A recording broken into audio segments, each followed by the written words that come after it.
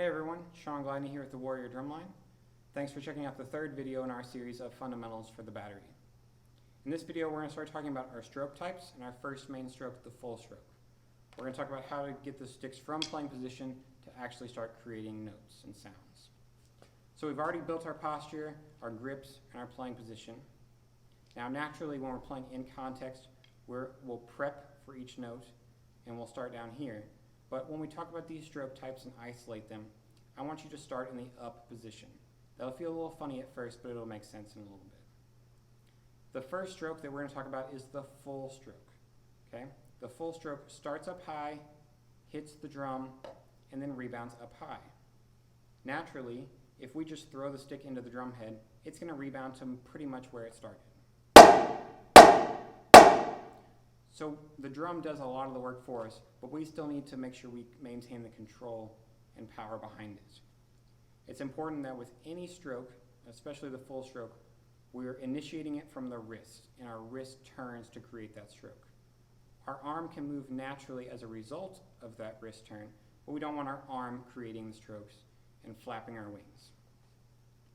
So when you start up high, you're going to turn your wrist, use a lot of velocity, and throw that stick into the head, and then let it rebound up high.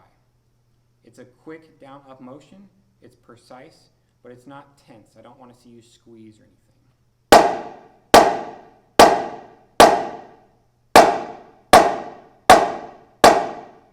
The full stroke, it gets us that full sound that we're trying to achieve in the drumline setting for our louder moments, and when we have multiple accents or high dynamics at once. We are trying to send the air from this top head to the bottom head to get these snares to actually vibrate, or on tenors or bass drums to get that good full tone. So it's important to use good velocity, a good wrist turn, use that weight of that stick, that weight of your hand to really get a good full sound.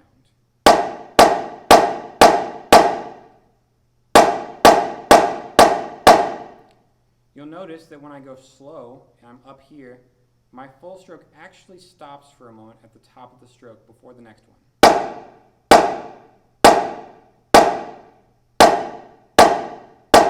That's because I'm using that quick down-up motion and I want it to rebound up quickly. We're not wanting a slow motion or a floaty motion.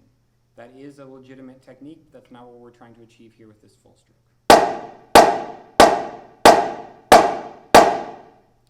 Now, in our first exercise that we typically use, 8 on a hand, we're playing mostly full strokes. I want you to practice making sure that you've mastered these full strokes before you move on to the next video when we talk about the other stroke types. Okay, so your homework is to make sure that you've got good full strokes with good quick wrist turns, lots of good velocity, lots of good full sound quality, and then we'll move on to the other 3 stroke types.